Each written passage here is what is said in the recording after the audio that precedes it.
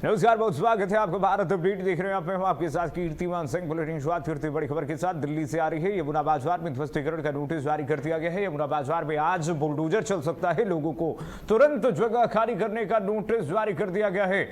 32 परिवारों को घर खाली करने को कह दिया गया है। अचानक से घर खाली करने वाले परिवार नाइट शेल्टर में शरण ले सकते हैं, रह सकते हैं। 32 परिवारों को घर खाली करने के आदेश दे दिए गए हैं। इस वक्त की जो बड़ी खबर आपको बता रहे हैं, 32 परिवार जो हैं वो अब नाइट शेल्टर में रह सकते हैं। ये 32 परिवार। यमुना बाजार में बुलडोजर की कार्रवाई शुरू होगी। अब यमुना बाजार में ध्वस्तीकरण का नोटिस जारी कर दिया गया है। इस ध्वस्तीकरण से जो वहां पर परिवार हैं उनके रहने के, उनके आश्रय के एक संकट के रूप में ये पूरी स्थिति उभरी है कि वो कहां शरण लेंगे। हालांकि सरकार की तरफ से ये कहा गया है कि ये 32 परिवार के लोग नाइट शेल्टर में जगह ले सकते हैं, शेल्टर में, नाइट शेल्टर में रह सकते हैं तब तक के लिए जब तक कि उनको परमानेंट आवास न मिल जाए। यमुना बाजार में ध्वस्तीकरण का ये नोटिस पहले भी दिया गया था और इस बात को अब पुष्टि करते हुए प्रशासन ने यमुना बाजार में ध्वस्तीकरण का नोटिस एक बार फिर से जारी कर दिया है। बाजार में अब बुलडोजर की कार्रवाई बहुत जल्दी देखने को मिलेगी। यमुना बाजार में ध्वस्तीकरण की कार्रवाई होगी। कई अवैध अतिक्रमण को हटाया जाएगा, जिस पर प्रशासन लगातार पहले से नजर रखे हुए था और अब जाकर एक बुलडोजर गरजने वाला है। यमुना बाजार के 32 परिवारों के आवास पर संकट मंडराते हुए दिख रहा है। इस बीच कहा यह जा रहा है कि ये जो परिवार हैं, ये परिवार वाले नाइट शेल्टर में जगह ले सकते हैं। वहीं वाराणसी के काशी विद्यापीठ विश्वविद्यालय में प्रशासन ने बड़ी कार्रवाई करते हुए अवैध कब्जे वाले छात्रावास कमरों को खाली कराया है। सिगरा थाना क्षेत्र स्थित विश्वविद्यालय परिसर में पुलिस आयुक्त के निर्देश पर यह अभियान चलाया गया। चीफ प्रॉक्टर और चीफ वार्डन की मांग पर हुई इस कार्रवाई के तहत लाल बहादुर शास्त्री छात्रावास के 10 कमरे और नरेंद्र देव छात्रावास के 39 कमरे यानी कि कुल 49 कमरे कब्जा मुक्त कराए गए। प्रशासन ने इन कमरों पर ताला लगवा दिया है और अवैध रूप से रह रहे छात्रों को वहां से हटा दिया गया है, रिप्लेस किया गया है। साथ ही स्पष्ट चेतावनी दी गई है कि यदि किसी ने ताले से छेड़छाड़ की तो उनके खिलाफ वैधानिक कार्रवाई की जाएगी। अभियान के दौरान परिसर में शांति व्यवस्था बनी रही और नियमित छात्रों और छात्र नेताओं ने प्रशासन को सहयोग भी दिया। वाराणसी में नियम उल्लंघन पर कार्रवाई की चेतावनी दी गई है। काशी विद्यापीठ में 49 कमरे जो कब्जा किए गए थे अवैध तरीके से, उन पर प्रशासन और जो यूनिवर्सिटी प्रशासन है, छात्रावास प्रशासन है, कार्रवाई करते हुए, ये बड़ी कार्रवाई करते हुए चेतावनी भी दी है। काशी विद्यापीठ में 49 कमरे कब्जा मुक्त कराए गए हैं। जो पहले से कब्जा की गई थी वो कमरे जिनमें ये अवैध तरीके से ये छात्र रह रहे थे, नियमों का उल्लंघन किया जा रहा था, नियमों की धज्जियां उड़ाई जा रही थी और जबरदस्ती इन कमरे में ये लोग रह रहे थे। जिसके बाद हॉस्टल के कमरों पर प्रशासन ने ये बड़ी कार्रवाई करते हुए, देखिए भारी पुलिस बल की मौजूदगी रही और किस तरह से इन कमरों को अवैध मुक्त कराया गया है। ताला तोड़ करके जो सामान है, जिन लोगों ने कब्जा किया हुआ था, उनके सामान को बाहर निकाला गया। चेतावनी जारी की गई है कि आगे अगर ऐसी स्थितियां होती हैं तो विधिक कार्रवाई की जाएगी, साथ ही साथ जेल भी जाना पड़ सकता है। अवैध रूप से रह रहे इन छात्रों को वहां से हटाया गया है प्रशासन की मदद से। काशी विद्यापीठ में ये 49 कमरे जो कब्जा मुक्त कराई गई हैं, आपकी टीवी स्क्रीन पर ये तस्वीरें दिखा रहे हैं। ये 49 कमरे हैं।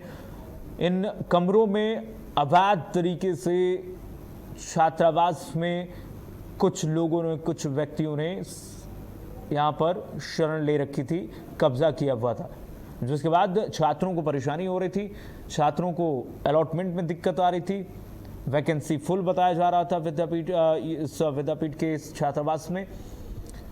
उसके बाद जब जांच हुई तो पता चला कि ये सभी लोग अवैध तरीके से रह रहे हैं, इसमें मिलीभगत से रह रहे हैं। काशी विद्यापीठ के कुछ लोग भी इनसे मिले हुए हैं, जिनका प्रश्रय पा करके ये लोग यहाँ पर शरण लिए हुए थे, जिसके बाद इन लोगों पर कार्रवाई हुई है। नियम उल्लंघन पर यह जबरदस्त कार्रवाई चेतावनी देते हुए प्रशासन ने स्पष्ट किया है कि अवैध तरीके से कब्जा किया गया कोई भी अनैतिक कार्य बर्दाश्त नहीं की जाएगी। आगे बढ़ेंगे।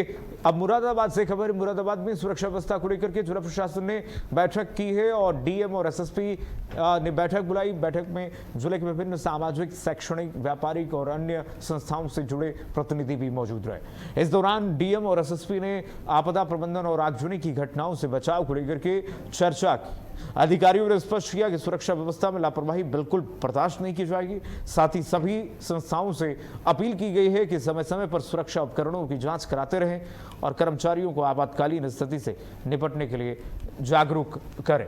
इस महत्वपूर्ण बैठक के जरिए प्रशासन ने साफ संदेश दिया है कि मुरादाबाद में जनता की सुरक्षा सर्वोच्च प्राथमिकता है और हर संस्था को सुरक्षा व्यवस्था मजबूत करनी ही होगी। ये तस्वीरें हम आपको दिखा दें। डीएम और एसएसपी ने यह बैठक ली है। सुरक्षा उपकरणों की जांच के निर्देश भी इस बैठक में डीएम एसएसपी के द्वारा दी गई है। तस्वीरें मुरादाबाद की है जहां पर डीएम एसएसपी की बैठक में जनप्रतिनिधि भी शामिल रहे और इस दौरान आगजनी और तमाम घटनाओं से बचने के लिए एक एसओपी बनाने के लिए कहा गया है। और अलीगंज, लखनऊ के अलीगंज में जिस तरह से अग्निकांड हुआ उसके बाद मुख्यमंत्री योगी आदित्यनाथ ने सभी जिलाधिकारियों को निर्देश दिया है कि ये जिलाधिकारी सुनिश्चित करें कि जिले में सभी कोचिंग इंस्टीट्यूट, सभी गतिविधि जो कमर्शियल गतिविधियां चल रही हैं वो बेसमेंट में नहीं होनी चाहिए एसओपी के हिसाब से।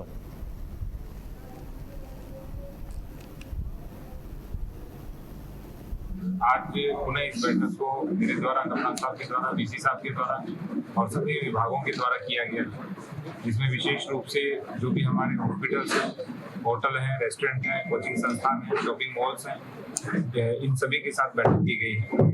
और इस बैठक के अंदर फायर और जितनी भी हमारी प्राकृतिक आपदाएं हैं उन सभी के संबंध में बात की गई है। विशेष रूप से जो इलेक्ट्रिक सेफ्टी है उसको लेकर के बात की गई है और सबको निर्देशित किया गया है कि प्रत्येक प्रकार के जो नॉर्म्स हैं, एनओसीज हैं, उनका पालन किया जाए। लखनऊ अग्निकांड के बाद बिजनौर में फायर सेफ्टी को लेकर के प्रशासन ने सख्त रुख अपना लिया। एसडीएम ने पुलिस और फायर विभाग की संयुक्त टीम ने शहर भर में कोचिंग सेंटरों और लाइब्रेरी की जांच की। व्यावसायिक प्रतिष्ठान का निरीक्षण कर सुरक्षा मानकों का जायजा लिया। भीड़भाड़ वाले संस्थानों में छात्रों और कर्मचारियों की सुरक्षा को ध्यान में रखते हुए आवश्यक दिशा निर्देश भी दिए गए। उप जिलाधिकारी रितु चौधरी द्वारा कहा गया कि विद्यार्थियों की सुरक्षा प्रशासन की सर्वोच्च प्राथमिकता है।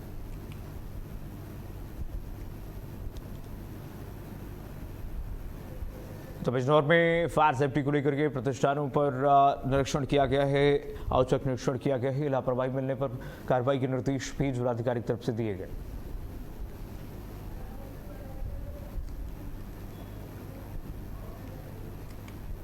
जिला प्रशासन के दिशा निर्देश के क्रम में आज तहसील बिजनौर और जिले पर जितने भी कोचिंग सेंटर हैं, लाइब्रेरी हैं और अन्य प्रतिष्ठान हैं जिनमें मॉल भी हमारे शामिल है, उनकी रैंडम चेकिंग की गई, जिसमें प्रशासन, पुलिस और फायर की तीनों टीमें हमारी साथ में शामिल रही।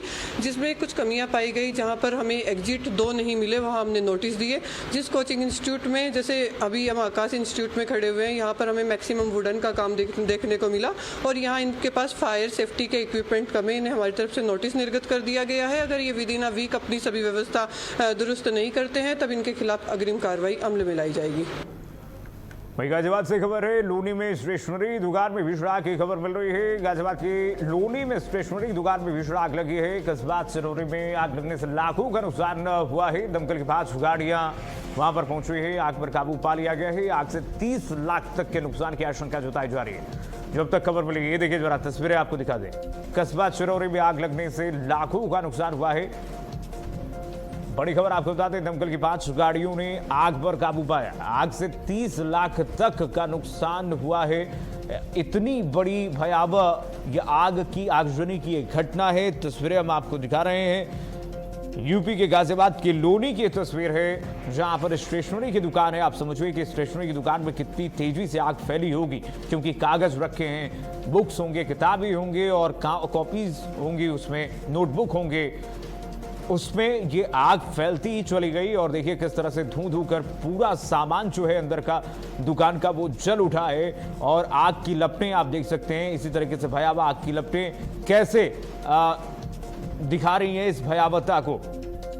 मामले की जांच में पुलिस जुटी हुई, क्यों, क्या वजह है, कैसे आग लगी है, ये आग किन वजहों से लगी है अभी स्पष्ट नहीं हो पाया। हालांकि शॉर्ट सर्किट है या फिर कुछ और वजह, ये जांच अभी जारी है। लेकिन फिलहाल अभी आपको बता दें, अपडेट ये है कि इस आग पर काबू पा लिया गया है। सकरी गली है, बावजूद इसके जो दमकल कर्मी हैं वहां पर पहुंचे, इस आग पर काबू पा लिया है उन्होंने। 30 लाख से ज्यादा का नुकसान हुआ है। आप सोचिए इतनी बड़े पैमाने पर यह आग लगी, जिसके बाद सभी दुकान की सामान को अपने कब्जे में इस चपेट में इस आग ने ले लिया है। 5 गाड़ियां एक के बाद एक मौके पर पहुंचती है और कड़ी मशक्कत के बाद घंटों लग गए इस आग पर काबू पाने में। 30 लाख तक का अभी प्रथम दृष्टया जो जानकारी मिल रही है, इस आग में इस दुकान मालिक को नुकसान हुआ है। हालांकि अभी पुष्टि और भी नहीं हो पाई है, आकलन मोटा मोटी यही हुई है 30 लाख तक का।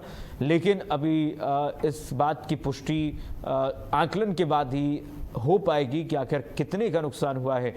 यूपी के गाजियाबाद की लोनी की तस्वीर है जहां पर स्टेशनरी की दुकान में यह भीषण आग लगी है। उसके बाद आप देखिए किस तरह से वहां पर आग की लपटें और धुएं का गुब्बार पूरे आसमान को घेर चुका था। और ये दुकान आप देखिए जरा गली में थी, जिसके बाद बहुत मुसीबत भी और बहुत परेशानी भी झेलनी पड़ी दमकल कर्मियों को वहां पर पहुंचने में। लेकिन 5 गाड़ियां एक के बाद एक मौके पर पहुंचती हैं, आनन फानन में पहुंचती हैं और कैसे आग पर बाहर से काबू पाया गया है, ये तस्वीरें हम आपको दिखा रहे हैं। देखिए किस तरह से जब तस्वीर किसी ने अपने कैमरे में कैद की है, कैसे आग की लपटें उठ रही हैं दुकान से, धुएं का गुब्बार वो तब की है जब दमकल कर्मियों ने इस आग पर काबू पाया है। उसके बाद घंटों तक आग पर काबू पाने के बाद भी ये धुएं का गुब्बार वहां पर देखने को मिला और आग की लपटें आप देखिए पूरे मकान को अपनी चपेट में। हालांकि गनीमत ये रही कि इस दुकान से ऊपर जो है और कहीं आग नहीं फैली, नहीं तो बड़ा हादसा हो सकता था, और भी बड़ा हादसा हो सकता था, और कोई इस दुकान में था नहीं, ये गनीमत।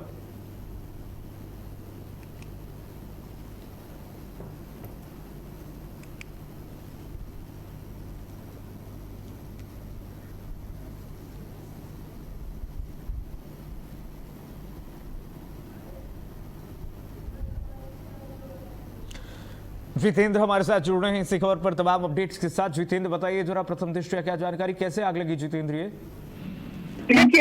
लोधी के चिरोड़ी इलाके में स्टेशनरी की बड़ी दुकान है और उसमें ये आग लगी है। आग लगने का कारण अभी स्पष्ट नहीं है, लेकिन जिस तरीके से आग लगी है आसपास धुएं का गुबार हो गया और इस आग में लगभग 20 से 30 लाख रुपए का कीमती सामान जलकर पूरी तरीके से खाक हो गया।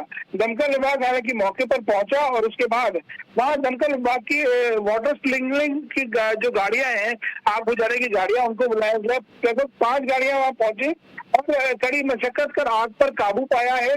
हालांकि जो ग्राउंड फ्लोर पर ये दुकान थी और उसके ऊपर वाले फ्लोर पर अगर कोई जनहानि हो सकती थी अगर कोई रहता, क्योंकि वहां पर रिहायशी इलाका है और अमूमन तौर पे जो ऊपर वाला माला है वो किराए पे दिया जाता है। अब ऐसे में बड़ी दुर्घटना घट सकती थी क्योंकि आग काफी बड़ी थी। हालांकि दमकल विभाग ने कड़ी मशक्कत कर आग पर काबू पूरी तरीके से पा लिया है, लेकिन इस बीच 20 से 30 लाख रुपए का जो सामान था वो जलकर पूरी तरीके से खाक हो गया। जी ठीक है, शुक्रिया जितेंद्र। गनीमत ये रही, देखिए किसी की जनहानि नहीं हुई, बहुत शुक्रिया जितेंद्र। 30 लाख से ज्यादा का नुकसान हुआ है, ये अभी कहा जा रहा है प्रथम दृष्टया, जो जानकारी जितेंद्र ने दी है हमें। आगे बढ़ेंगे, खबर झांसी से है जहां लखनऊ के दर्दनाक कोचिंग अग्निकांड में जान गंवाने वाले छात्र छात्राओं की स्मृति में झांसी की रानी लक्ष्मीबाई पार्क में श्रद्धांजलि सभा का आयोजन किया गया। समाज सेवी महिलाओं ने मोमबत्तियां जलाकर के दिवंगत छात्रों को श्रद्धा सुमन अर्पित किए हैं और उनकी आत्मा शांति के लिए प्रार्थना भी की है। इस दौरान महिलाओं ने घटना पर गहरा दुख जताते हुए हादसे के जिम्मेदार लोगों के खिलाफ कड़ी कार्रवाई की मांग की है। साथ ही झांसी में संचालित कोचिंग संस्थानों, अस्पतालों, होटलों और अन्य व्यावसायिक प्रतिष्ठानों के अग्नि सुरक्षा मानकों के आधार पर व्यापक जांच कराने की भी मांग उठाई है। कार्यक्रम के अंत में उपस्थित लोगों ने 2 मिनट का मौन रख करके मृतक छात्र छात्राओं को श्रद्धांजलि भी दी है।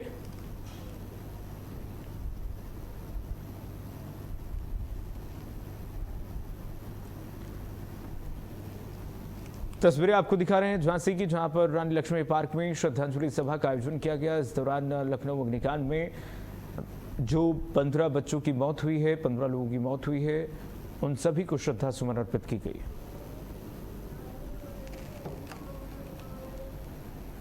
उन मासूम बच्चों को श्रद्धांजलि दी है जिनको देख के हमें अपने बच्चे का एहसास हो रहा था, कहीं इस भीड़ में हमारा भी बच्चा हो सकता है। उन बच्चों को जब देखते हैं तो अपने बेटे का याद आता है, क्योंकि मेरे एक ही बेटा है, उन लोग के बहुत लोगों के एक ही बेटा हुआ। अब उनको सजा क्या मिलनी चाहिए? अगर कोचिंग वाले को मौत भी होती तो हम लोग के बच्चे नहीं लौट रहे हैं। इसलिए ऐसा पनिश किया जाए कि ये कोचिंग वाले याद रखें कोचिंग बनाते समय कि बच्चा कहाँ से सुरक्षित बच सकता। ऐसी कोई गैलरी बच्चों को पता होता कि बेटे अगर कभी आपदा आए तो यहाँ से निकल जाना, आप लोग कभी भी हो सकता है ये तो, लेकिन उन्होंने ये नहीं समझाया बच्चों को। नहीं तो इतनी जाने नहीं जाती, एक दो तो जा सकती थी। तीसरा चाहते हैं कि उन बच्चों के माता पिता को न्याय मिले, ऐसी सजा होए। पर अब खबर मुरादाबाद से है, जहां पर एक बार फिर से दबंगों की दबंगई का मामला सामने आया। थाना मुंडा पांडे क्षेत्र में एक पीड़ित का आरोप है कि कुछ दबंगों ने घर में घुसकर मारपीट की और जान से मारने की धमकी दी। पीड़ित युवक ने पुलिस को प्रार्थना पत्र देकर के आरोपियों के खिलाफ सख्त कार्रवाई की मांग की है। पीड़ित युवक का आरोप है कि दबंग उनके घर आए और गाली गलौज शुरू कर दी और विरोध करने पर लाठी डंडों और बेल्ट से उसकी पिटाई कर दी। शोर सुनकर के स्थानीय लोग आए और बीच बचाव किया। पुलिस मामला दर्ज कर जांच में जुटी हुई है।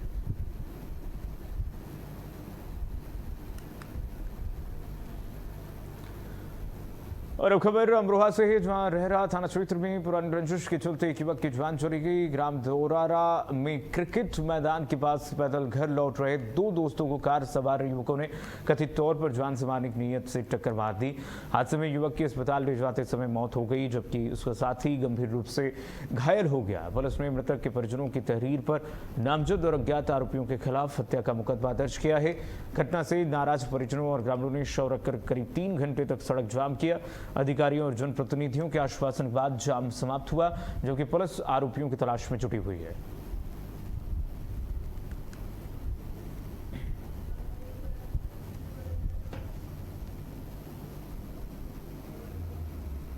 आज जो ये मामला हुआ है, रोड जाम हुआ है, क्या पूरा मामला है? ये थाना रहरा क्षेत्र में गांव खेरिया खालसा, यहाँ पर एक घटना हुई है जिसमें एक व्यक्ति राम निवास जिसका नाम है, उसको एक किसी 4 पहिया गाड़ी सवार ने उसको टक्कर मारी है। ये जानबूझ के टक्कर मारी गई है, ऐसा मुझे प्रतीत हो रहा है। इसकी मृत्यु हो गई यहाँ पर। इसमें हत्या का अभियोग पंजीकृत किया जा रहा है और इसमें जिस गाड़ी से टक्कर मारी गई थी और जो उसमें सवार थे उनके विरुद्ध इसमें तहरीर प्राप्त हो रही है, उसका अभियोग लिखा जा रहा है और जल्दी ही इनकी गिरफ्तारी कर दी जा रही है। और अब खबर मिर्जापुर से है, जहां पर एक बार फिर से जिले में तेज रफ्तार का कहर देखने को मिला है। ट्रैक्टर ट्रॉली ने बाइक सवार को टक्कर मार दी। हादसे में बाप बेटे की मौके पर ही मौत हो गई। हादसे के बाद आरोपी चालक मौके से फरार बताया जा रहा है। 2 मौतों से परिवार में मातम छा गया। वहीं आक्रोशित ग्रामीणों ने शव को थाने में रख करके आरोपी चालक के खिलाफ कार्रवाई की मांग की। एसडीएम और तहसीलदार ने पीड़ित परिजनों से मुलाकात करके आरोपी के खिलाफ उचित कार्रवाई की मांग की है। पुलिस ने दोनों शव को कब्जे में लेकर के पोस्टमार्टम के लिए भेज दिया है तथा मामले की जानकारी जुटानी शुरू कर दी है, जांच शुरू कर दी है।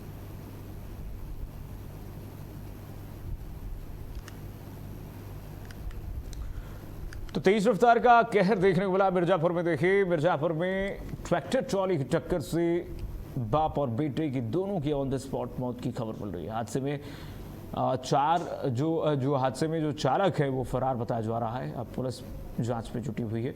एक मासूम जिसकी जान गई है, उसके पिता की जान गई है। तेज रफ्तार के कहर की वजह से इन दोनों की जान चली गई है ऑन द स्पॉट। दोनों की मौत हो गई है, ब्रॉड डेड घोषित कर दिए गए। हादसे के बाद चालक फरार हो गए। ग्रामीण आक्रोशित नजर आ रहे हैं। और अब खबर कुशीनगर से है, जहां पर नहर किनारे एक युवक का शव मिलने से हड़कंप मच गया। मौके पर पहुंची पुलिस ने शव कब्जे में लेकर पोस्टमार्टम के लिए भेज दिया है। पुलिस पूछताछ में सामने आया कि युवक कुछ दिन पहले शादी समारोह में गया हुआ था, जिसके बाद घर नहीं आया। परिजनों ने हत्या की आशंका जताते हुए कार्रवाई की मांग की है। पुलिस मामला दर्ज करके जांच में जुटी हुई।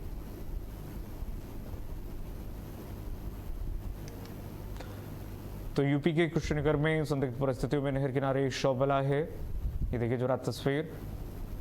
परिजनों ने हत्या की आशंका जताई है। इस मामले में पुलिस ने मामला दर्ज करके जांच शुरू कर दी है। यूपी के कुशीनगर में यह शव मिला है, जिसके बाद हड़कंप मचा हुआ, सनसनी फैली हुई है। संदिग्ध अवस्था में शव बरामद हुआ है।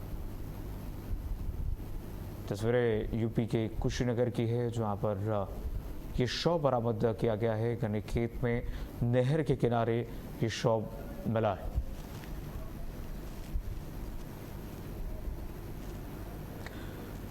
दिल्ली एनसीआर में मंगलवार को मौसम में अचानक से करवट ले ली। करीब 1 घंटे तक चली तेज धूल भरी आंधी के बाद कई इलाकों में रात भरी बारिश शुरू हो गई, जिससे भीषण गर्मी और उमस से परेशान लोगों को बड़ी राहत मिली है। मौसम विभाग ने तेज आंधी, बिजली चमकने और बारिश को लेकर के रेड अलर्ट जारी किया है। विभाग के अनुसार कुछ क्षेत्रों में 80 से 100 किलोमीटर प्रति घंटे की रफ्तार से हवाएं चल सकती हैं।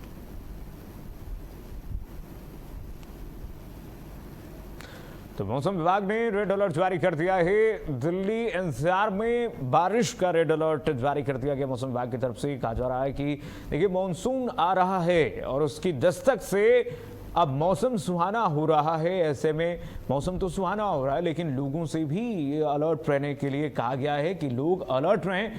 भीषण बारिश और तूफान से लोग अलर्ट रहें।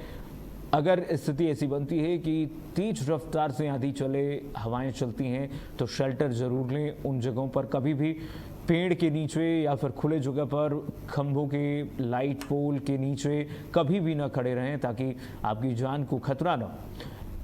लोगों से तमाम सुरक्षा उपायों को अपनाने के लिए मौसम विभाग की तरफ से अपील की गई। और चलिए इसी के साथ फिलहाल के लिए बस इतना ही। खबरें लगातार जारी हैं, देखते रहिए भारत अपडेट।